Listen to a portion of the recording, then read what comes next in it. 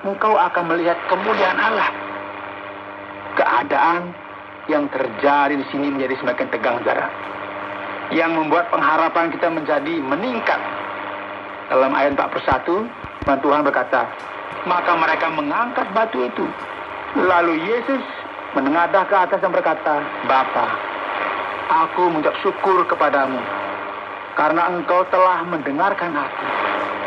Aku tahu bahwa engkau selalu mendengarkan aku, tetapi oleh karena orang banyak yang berdiri di sini mengelilingi aku mengatakannya supaya mereka percaya bahwa engkau yang telah mengutus aku. Dan sesudah berkata demikian, berserulah ia dengan suara keras, Lazarus, marilah keluar. Saudara dapat bayangkan apa yang terjadi pada saat itu. Orang yang sudah mati selama 4 hari, yang sudah ditangisi oleh orang banyak. Kebanyakan orang yang di sana hanya peduli saja, dan hanya sedikit saja orang yang memiliki pengharapan. Orang yang telah mati itu datang keluar. Kaki dan tangannya masih terikat dengan kain kafan, dan mukanya tertutup dengan kain peluh. Kata Yesus kepada mereka, bukalah kain-kain itu dan biarkan ia pergi. Pendengar terkasih, sahabat sekalian yang telah mendengarkan dan belajar dari firman ini dengan baik, Yesus adalah Tuhan atas hidup, dan dialah yang dapat memberikan kepada saudara hidup yang kekal. Kita akan melihat di akhir dari pasal ini, karena sangat mengejutkan sekali. Setelah apa yang terjadi, bukannya para Troyes ini menerima dan percaya, mereka justru mempermasalahkan keadaan ini, yang bisa mengakibatkan kehancuran politik dan ekonomi. Maka mereka membuat suatu konspirasi untuk membunuh Yesus sang Tuhan atas hidup.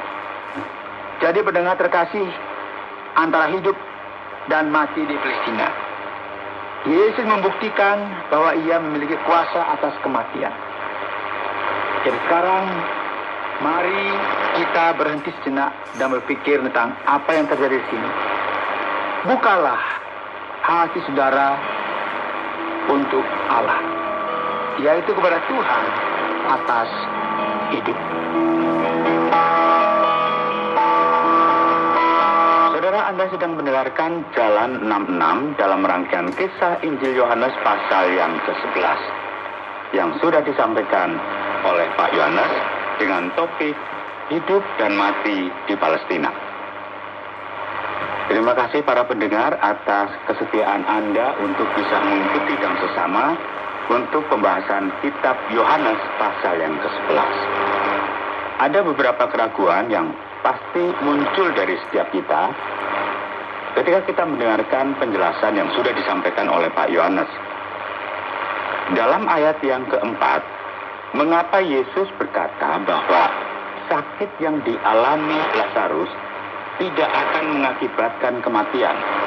Tapi, sebagaimana kita ketahui bersama, Lazarus tetap saja mati. Lalu, bagaimana kita bisa menjelaskan hal ini, Pak Yohanes? Jika kita melihat hal ini secara sepintas, sepertinya ada sebuah kontradiksi yang terjadi di sini. Namun sebenarnya yang dimaksudkan Yesus ini adalah elemen akhir yang kita lihat dalam pasal 11 bagian akhir. Lazarus memang mati, benar-benar mati. Namun ia hanya mati sementara saja. Dan inilah mengapa Alkitab menerjemahkan dengan kata tidak akan mengakibatkan kematian. Kematian akan terjadi. Dan faktanya, ini bukanlah akhir dari cerita ini. Karena ternyata kematian bukan merupakan akhir. Ini bukanlah akhir bagi Lazarus. Yesus sendirilah yang membangkitkan dia dari antara orang mati. Dan setiap orang suatu hari nanti akan hidup dan berdiri di hadapan Allah. Dan yang berikut Pak Yohanes, ada sebuah pertanyaan yang tentu kita tidak bisa hindari lagi, yaitu Yesus berkata bahwa Lazarus sedang tidur. Apakah ini artinya bahwa ia sedang mengistirahatkan jiwanya? Memang Pak Oti, ada beberapa orang yang karena perkataan ini yang juga digunakan dalam beberapa bagian dalam perjanjian baru, dalam beberapa bagian dari surat Paulus, akhirnya memahami bahwa ketika kita mati, kita masuk ke dalam sebuah proses dan kita tidur untuk beberapa saat. Konsep ini dikenal sebagai tidurnya jiwa. Seseorang tertidur, mereka tidak dapat melihat apa-apa dan hanya pada penghakiman akhir saja mereka akan bangkit dan menghadapi kenyataan dalam kekekalan. Ini merupakan poin penting yang kita tidak bisa tarik kesimpulan dengan tergesa-gesa. Ya, memang sah-sah saja ya jika seorang berpikir demikian. Tapi bukan merupakan suatu gagasan yang selaras dengan perjanjian baru. Mengapa? Firman Tuhan berkata demikian karena ini merupakan sebuah kata kiasan. Yesus tidak berkata demikian secara literal. Dan ini dibuktikan dengan perkataannya setelah ini dengan mengatakan bahwa Lazarus mati. Ini menunjukkan bahwa perkataan pertamanya bukan merupakan sesuatu yang literal. Dan oleh karena itu, kita tidak menyarankan ya seseorang berpikir atau percaya dengan istilah yang dipakai ini, yaitu tidur, yang digunakan untuk seseorang yang mati secara literal. Lantas sekarang Pak Yones, firman Tuhan berkata bahwa 4 hari kemudian dan Lazarus telah benar-benar mati. Jadi sekarang, apakah Yesus benar-benar menghabiskan 4 hari untuk sampai di sana? Untuk sampai ke makam Lazarus? Apakah ia melakukan ini untuk membuat perasaan hati orang yang ada di sana semakin terharu? Mengapa harus 4 hari, Pak Yones? Menarik sekali memang Pak Oti. Karena terkadang jika sesuatu terjadi dalam kehidupan kita, kita menuntut Allah melakukan sesuatu dengan segera. Kita tidak mengerti bahwa waktu merupakan bagian dari proses. Dan seringkali inilah yang menjadi bagian dari rencana Allah. Jika kita melihat pada bagian ini bahwa Yesus memiliki suatu tujuan. Jelas sekali dikatakan di sana bahwa hal ini terjadi supaya kemuliaan Allah dinyatakan. Jadi Yesus mengambil waktu sejenak dan ini juga ada kaitannya dengan rencana ilahinya di balik semuanya ini. Bersamaan dengan hal ini, ada poin penting yang lain yang perlu kita perjelas. Orang Yahudi kuno pada saat itu percaya bahwa roh seseorang akan gentayangan paling lama 3 hari. Setelah itu roh tersebut akan pergi dan tidak pernah kembali lagi. Jadi mengapa Lazarus harus ada di dalam kubur selama 4 hari?